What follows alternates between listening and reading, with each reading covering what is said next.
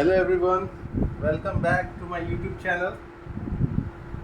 आज हम लोग फिर से कुछ नया सीखेंगे माध्यमिक एग्ज़ाम के लिए। कल हम लोगों ने सीखा था रेजिस्टेंस के बारे में। रेजिस्टेंस किन किन चीज़ों पर डिपेंड करता है, कैसे चेंजेस होते हैं उसमें, उसका फॉर्मूला निकाले थे। रेजिस्टिविटी के बारे में सीखा था हमने। आज हम लोग सीखने जा रहे हैं कुछ इम्पोर्टेंट चीज़ें। देखिए, टेम्परेचर अफेक्ट्स रेजिस्टेंस। मुज़ाहमत टेम्परेचर पर डिपेंड करती है। प्योर मेटल जितने हैं, प्योर मेटल्स जितने हैं, इनका यानी धात का दर्जा हरारत बढ़ने से धात का मुज़ाहमत, बल्कि मुज़ाहमत दर्जा हरारत के बढ़ने से बढ़ता है। यानी अगर टेम्परेचर बढ़े तो प्योर मेटल्स का जो रेजिस्टेंस है वो बढ़ेगा। ठीक है। अच्छा, सेमीकंडक्टर्स कुछ हैं, इसके नाम पर एक बहुत बड़ा चैप्टर भी है, आगे पढ़ने को मिलेगा। माध्यमिक में नहीं है, 12 में आपको मिलेगा ये सेमीकंडक्टर चैप्टर। तो सेमीकंडक्टर्स कुछ हैं, जैसे सेमीकंडक्टर्स में आता है सिलिकॉन, जर्मेनियम नाम है ये सब। इसके अलावा कार्बन जो नॉन मेटल है, आप जानते हैं। इनका क्या होता है, इन सब चीज़ों का मुज़ाहमत जो है, यानी रेजिस्टेंस, उर्दू में मुज़ाहमत बोलते हैं। मुज़ाहमत जो है दर्जा हरारत के बढ़ने से क्या होता है, घटता है, यानी डिक्रीज होता है। टेम्परेचर बढ़ने से इन सब चीज़ों का जो रेजिस्टेंस है घटता है। प्योर मेटल्स का बढ़ता है रेजिस्टेंस बढ़ने से। शॉर्ट क्वेश्चन में आ सकता है, यानी अगर दे कि प्योर मेटल्स का या खालिज धात का दर्जा हरारत बढ़ने से मुज़ाहमत में क्या तब्दीली होती है, ऑप्शन में रहे बढ़ता है, घटता है, कोई तब्दीली नहीं होती है, इनमें से कोई ऑप्शन नहीं। ऐसा अगर रहे तो आप बोलिएगा कि धात का मुज़ाहमत जो है दर्जा हरारत के बढ़ने से बढ़ता है। सेमीकंडक्टर्स वगैरह यानी सिलिकॉन, जर्मेनियम, कार्बन, ये जो है इनका मुज़ाहमत दर्जा हरारत के बढ़ने से क्या होता है, घटता है। ओके, ये हम लोगों ने सीखा। कुछ ऐसी भी चीज़ें हैं, कुछ ऐसे भी मटेरियल्स हैं जिनके ऊपर दर्जा हरारत का, जिनके मुज़ाहमत पर दर्जा हरारत का कोई असर नहीं रहता है। उनका नाम मैं लिख देता हूँ यहाँ पर, आप उसको देखिए। जैसे कि मिसाल के तौर पर मैंगनी,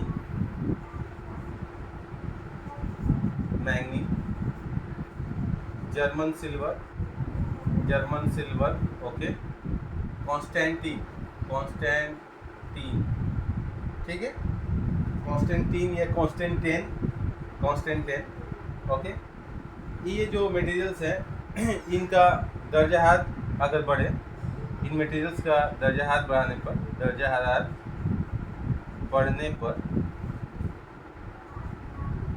मुज़ाहमत में कोई तब्दीली नहीं होती है, कोई तब्दीली नहीं होती है। ओके, याद रहेगा, ये नोट डाउन कर लीजिए जल्दी से, बहुत इम्पोर्टेंट है। ठीक है, मैं इसे मिटा देता हूँ। आगे बढ़ते हैं हम लोग।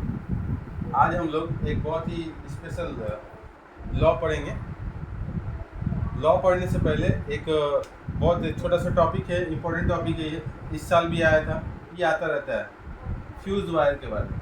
फ्यूज़ वायर के बारे में आप सभी जानते हैं, इसका नाम सुने होंगे। घर में लगा रहता है फ्यूज़ वायर, मीटर बॉक्स में लगा रहता है, जो देखेंगे चीनी मिट्टी का बना हुआ है, यानी पोर्सिलेन का एक बॉक्स होता है जिसमें पतला तार लगा करके उसको मेन सर्किट में एंटर कर दिया जाता है। ठीक है, फ्यूज़ वायर एक तार है, वायर मतलब तार, फ्यूज़ वायर फ्यूज़न से निकला है।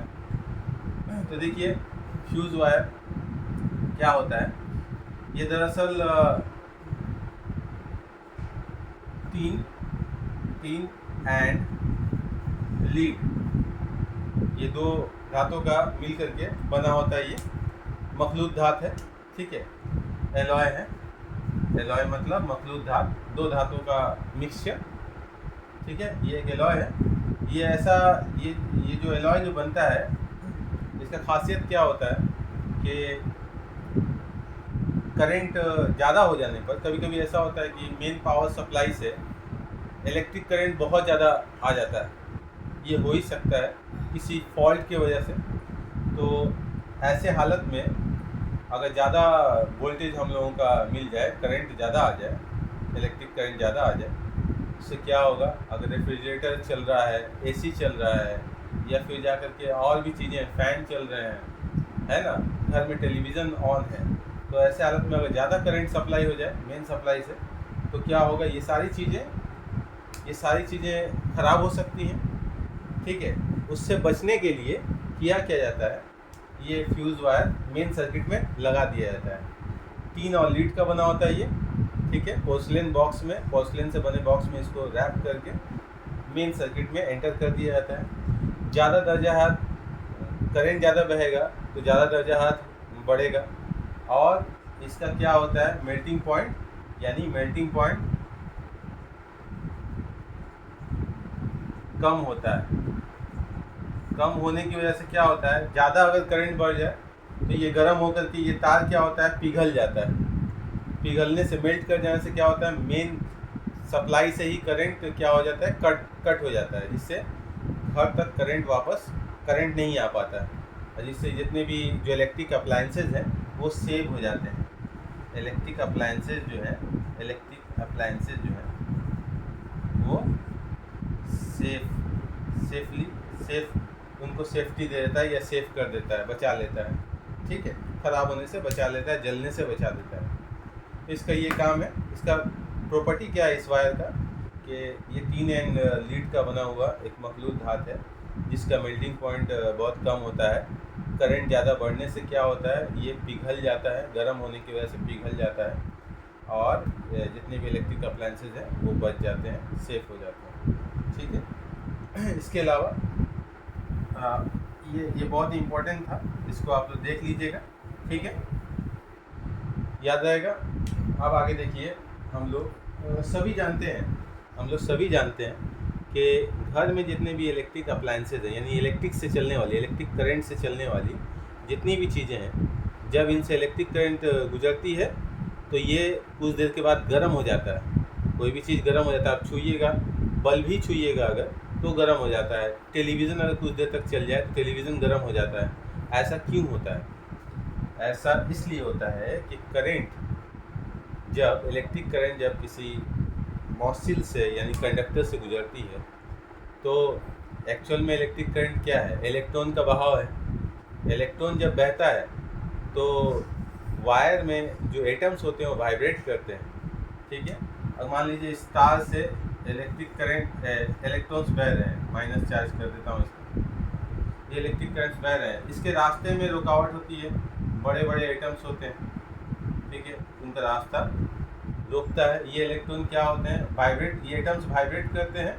ये इलेक्ट्रॉन उनसे गुजरते वक्त क्या होता है, इनसे रगड़ खाता है ये रास्ते में, बार बार रगड़ खाने की वजह से क्या होता है, वायर जो होता है वो गर्म हो जाता है, ठीक है।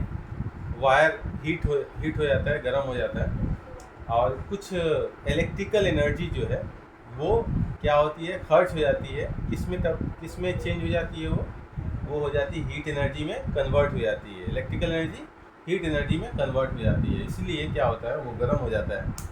हम लोग छूने पर क्या होता है, हीट एनर्जी का एहसास होता है, ठीक है। तो आइए हम लोग कोई भी वायर से करंट जब बहे, बल्कि रो बहे, तो वो कितना गर्म होगा, कितने देर तक बहा, कितना करंट बहा, किन चीज़ों पर डिपेंड कर रहा है, उसको कैसे कैलकुलेट करेंगे, कितना हीट उसका ये हुआ, कैसे कैलकुलेट होगा, देखते हैं हम लोग, इसके बारे में हम लोग सीखते हैं। ओके, चलिए आइए। एक लॉ है, एक साइंटिस्ट है जिसका नाम है जूल। आप लोग जानते हैं वर्क डन का एसआई यूनिट क्या है? वर्क डन का एसआई यूनिट क्या है? जूल। ये आप जानते हैं ना, ये जूल एक साइंटिस्ट का नाम है, उसके नाम पर ये यूनिट दे दिया गया ताकि उसका नाम जिंदा रहे। न्यूटन का नाम दे दिया गया, फोर्स का यूनिट है वो न्यूटन। आप जानते हैं एसआई में फोर्स का यूनिट है न्यूटन। क्लास 8 में मिल जाएगा, क्लास 9 में भी मिल जाएगा, मॉडिफाइड वर्जन। थोड़ा ज़्यादा एडवांस में पढ़ने को मिलेगा। 8 में थोड़ा कम है, 9 में थोड़ा ज़्यादा है, 11 में जाएगा तो उससे ज़्यादा मिलेगा। धीरे धीरे आपका अपग्रेडेशन होगा। देखिए जूल्स लॉ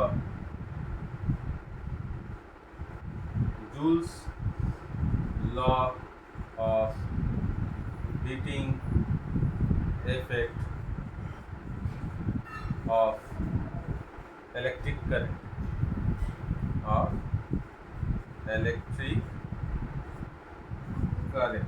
ठीक है, हेडिंग आप देख रहे होंगे, joules law of heating effect of electric current.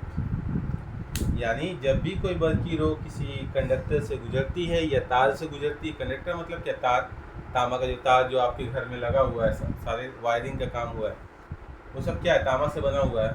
बाहर में प्लास्टिक का इंसुलेशन रहता है ताकि आपको करंट ना लगे, प्लास्टिक इंसुलेटर होता है, यानी उससे बल्कि रो नहीं गुजर पाती है। तो अब देखिए joules law of heating effect of current के, इलेक्ट्रिक करंट के बारे में हम लोग देखते हैं। कहने का मतलब है बल्कि रो जब भी किसी कंडक्टर से पास करती है तो वो कंडक्टर क्या होता है, गर्म हो जाता है। ठीक है, तो गर्मी किन बातों पर डिपेंड करती है, यहाँ लॉ बयान करेगा। पहला लॉ, इसका 3 पार्ट्स कर दिया गया है, 3 लॉ पर ये डिपेंडेंट है। ये पहला लॉ जो है इसको हम लोग नाम दे देते हैं लॉ ऑफ करेंट। इसको लिखते हैं हम, एकदम तीनों लॉ एक जैसा है, एक याद हो जाएगा तो दोनों, बाकी का दोनों याद हो जाएगा, यानी तीनों आसान है, बहुत ही आसान। ठीक है, मैं लिखता हूँ इसको। लॉ ऑफ करंट क्या है,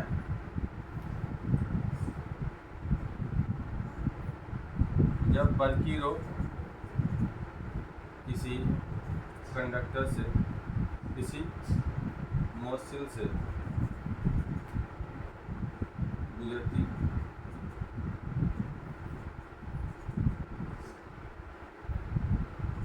तो इसके असर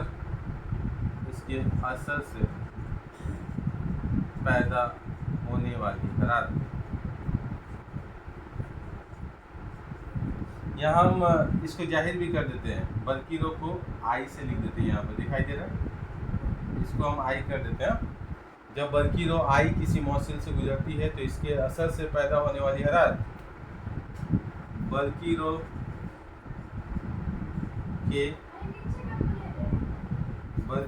के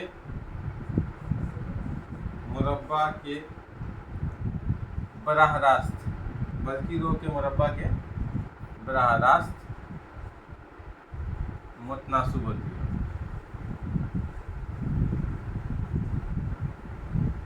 शर्त है,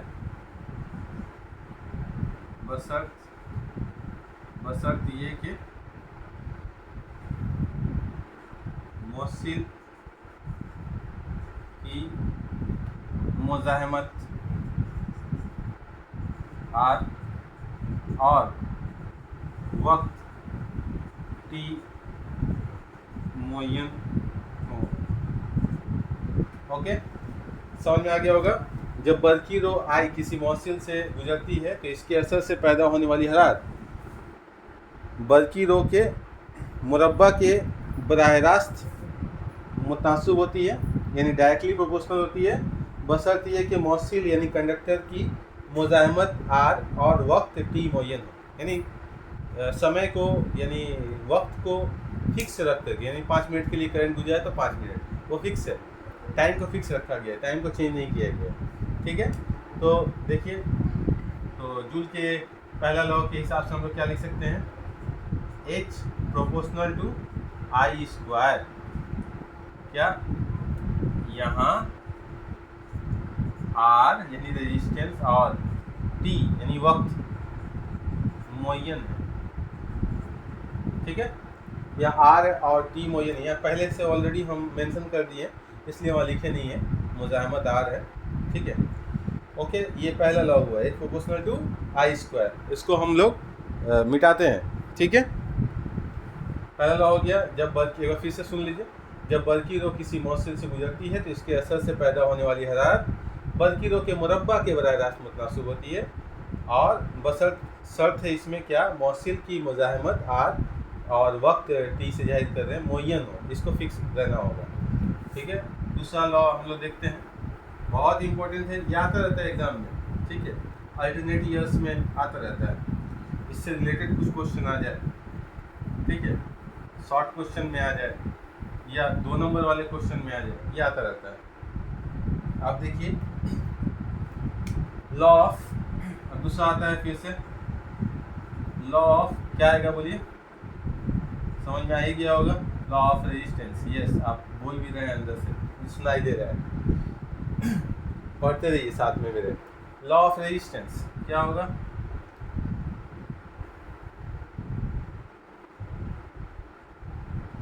जब वैसे लिखते हैं, जब किसी मौसिल से बल्कि रो आई से जाहिर कर दे रहे गुजरती है तो इसके असर से पैदा होने वाली हरारत H, ठीक है, हीट H, इससे जाहिर कर रहे हैं, पैदा होने वाली हरारत H इस मौसिल के बल्कि मुजाहमत, नहीं मुजाहमत बोलिए, बल्कि मुजाहमत बोलिए, अच्छा रहेगा, आर के बराह रास्त मुतनासिब होती है, ठीक है। शर्त क्या है, अब चेंज कर देंगे, बस शर्त ये कि बल्कि रो आई और वक्त टी मुअय्यन हो, ठीक है, सेम है ना, थोड़ा सा खाली हम लोग जो पैरामीटर्स है उनको हम लोग चेंज कर रहे हैं, है ना। जब किसी मौसिल से बल्कि रो गुजरती है तो इसके असर से पैदा होने वाली हरारत इस मौसिल के बल्कि मुज़ाहमत के बराह रास्त मुतनासिब होती है, बशर्त ये कि बल्कि रो आई और वक्त टी मुअय्यन हो, ठीक है। यानी इसको हम लोग लिख सकते हैं H प्रोपोर्शनल टू R, इसको हम लोग यहाँ पर H प्रोपोर्शनल टू R लिख दिए हैं, ठीक है। यहाँ पे हम लोग कंडीशन लिख देंगे, यहाँ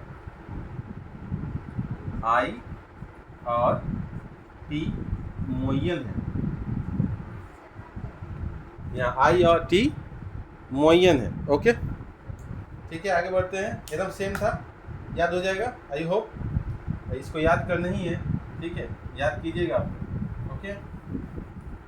पढ़ाई से मत भागिए, पढ़ाई जरूरी है, पढ़ाई से भागिएगा तो पढ़ाई आपको डराएगा। चलिए हम लोग आगे चलते हैं, थोड़ा सा एक कदम आगे बढ़ते हैं। क्या, लॉ ऑफ करंट हो गया, लॉ ऑफ रेजिस्टेंस हो गया, तो अगला तीसरा नंबर क्या होगा बोलिए तो, हाँ राइट, लॉ ऑफ टाइम। वहाँ पर आप उर्दू में लिख सकते हैं लॉ ऑफ करंट को बल्कि रो का कुलिया और मुज़ाहमत का कुलिया और इसको वक्त का कुलिया भी बोल सकते हैं, ठीक है। ये तीनों क्या है, joules law of heating effect of, अभी इलेक्ट्रिक करंट ही चल रहा है, ठीक है। लॉ ऑफ टाइम क्या होगा, एकदम सेम, जब किसी मौसिल से बल्कि रो आई गुजरती है तो इसके असर से पैदा होने वाली हरारत H, पैदा होने वाली हरारत H, यहाँ लिखते हैं बराह रास्त मुतनासिब होती है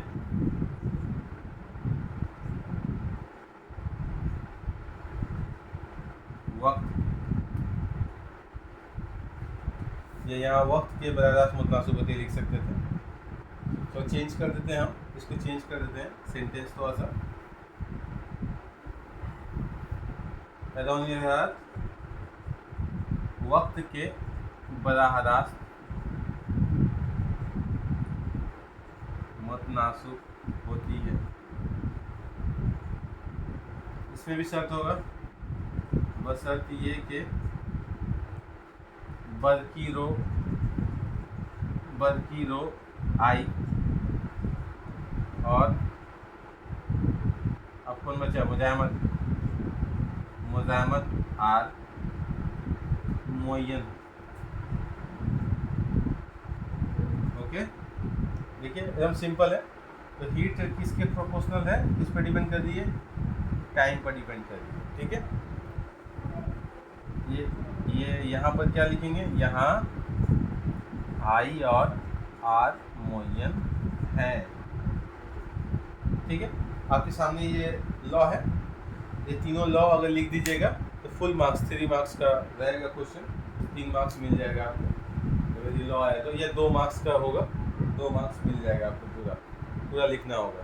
ये बहुत सिंपल है, आप आसानी से लिख पाएगा। जब किसी मौसम से बरकी रो गुजरती है तो इसके असर से पैदा होने वाली हरारत वक्त के बराह रास्त मुतनासिब होती है। वक्त का हो गया है ना, इस तरीके से रेजिस्टेंस भी था, उसमें भी बराह रास्त है। और करंट वाले में खाली क्या बोलना है, बरकी रो का मुरब्बा का बराह रास्त मुतनासिब होता है। बस सिंपल है, वेरी सिंपल। आप याद कर लीजिएगा आराम से, इसको लिख भी पाएगा। देखिए सबसे इम्पोर्टेंट चीज़ है, आप जब पढ़ा कीजिए तो उसे पढ़ करके लिखने की कोशिश कीजिए। आप जितना आप राइटिंग आपका अच्छा रहेगा, जितना लिखना आपका होगा, उतना ज़्यादा आपका दिमाग बेहतर होते जाएगा डे बाय डे। हम लोगों में क्या है कि आजकल लिखना हम लोग छोड़ चुके हैं। ठीक है, सिर्फ सुन रहे हैं, पढ़ रहे हैं, हो जा रहा है। नहीं, लिखने का आदत डालिए। राइटिंग स्किल बहुत ज़रूरी है सबके लिए। हम सबको बोलेंगे कि लिखने का आदत आप छोड़िए मत, ये बहुत ही इम्पोर्टेंट चीज़ है। और आज के टाइम में मैसेजिंग करने का जो आदत लग गया है, उससे स्पेलिंग मिस्टेक इतना होता है कि क्या बोलें।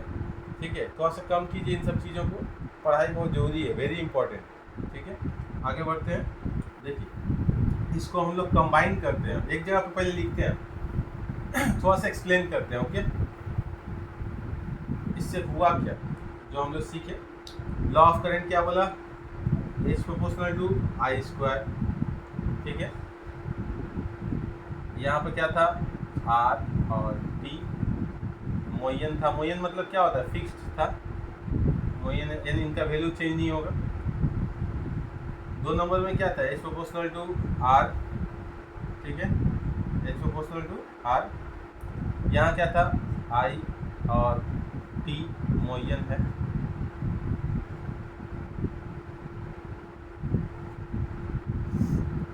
अच्छा, 3 नंबर में क्या था, H प्रोपोर्शनल टू T। यहाँ क्या मिला था, I एंड R मुअय्यन है। ये था हमारे पास। देखिए ये जो पहला लॉ है, इसमें क्या है, कंडक्टर का रेजिस्टेंस फिक्स रह रहा है और एक पर्टिकुलर वक्त के लिए ही हम तार से करंट गुजार रहे हैं। तो तार में कितना गर्मी पैदा होगा, यानी कितना गर्म होगा तार, वो डिपेंड किस पर करता है, करंट पे करता है। ठीक है, करंट अगर बढ़ेगा तो हीट भी बढ़ेगा। ज़्यादा करंट देंगे, ज़्यादा करंट अगर पास करे तार से तो तार ज़्यादा गर्म होगा। कम करंट पास करे तो कम गर्म होगा। अगर बोलते हैं, इसके ऊपर एक क्वेश्चन आता है, शॉर्ट क्वेश्चन, किसी मौसल से बरकी रो अगर गुजर रही है, बरकी रो की मकदार को अगर हम लोग करंट को 2 टाइम्स कर दें, करंट को 2 टाइम्स कर दें तो हीट कितना गुना बढ़ेगा। तो करंट को अगर 2 टाइम्स करेंगे तो यहाँ पे क्या आएगा, 2 का स्क्वायर बढ़ जाएगा, 4 आएगा ना।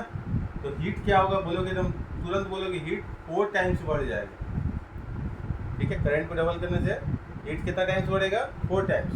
अगर वही चीज़ हम बोले, करंट को अगर 4 टाइम्स बढ़ा दिया जाए, 4 टाइम्स कर दिया जाए, यानी 4 गुना, तो हीट कितना गुना पैदा होगा, 4 का स्क्वायर कर दो तो 16 टाइम्स पैदा होगा। ठीक है, ये यहाँ से हम लोगों को मिला जितना ज़्यादा करंट बहेगा उतना ज़्यादा हीट पैदा होगा।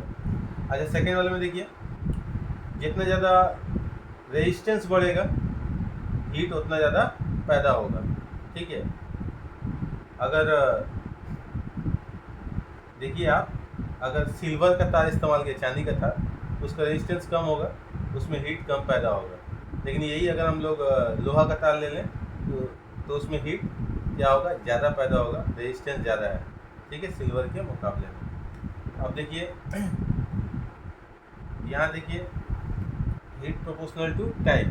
अब देखिए कोई भी इलेक्ट्रिक अप्लायंस को जितना ज़्यादा देर तक चलाइएगा वो उतना ज़्यादा गर्म होगा। यानी टाइम बढ़ने से जितने देर तक करंट किसी तार से पास करेगा उतना ज़्यादा उसमें हीट पैदा होगा। ठीक है, इससे ये समझ में आया। इन तीनों लॉस को, अगर ये तीनों जो वेरिएबल्स हैं आर टी एंड आई, ये सब फिक्स रखे थे ना, अगर ये वेरिएबल हो जाए, इन तीनों को अगर हम कंबाइन करें तो क्या मिलेगा, H proportional to I square R T, ये आएगा एक साथ। H इक्वल टू, एक तो कांस्टेंट आता है, वो कांस्टेंट दरअसल उसका वैल्यू जो निकलता है 1/j होता है। ठीक है, आई स्क्वायर आर टी। ठीक है, ये फॉर्मूला आपके सामने है। यहाँ j एक कांस्टेंट है,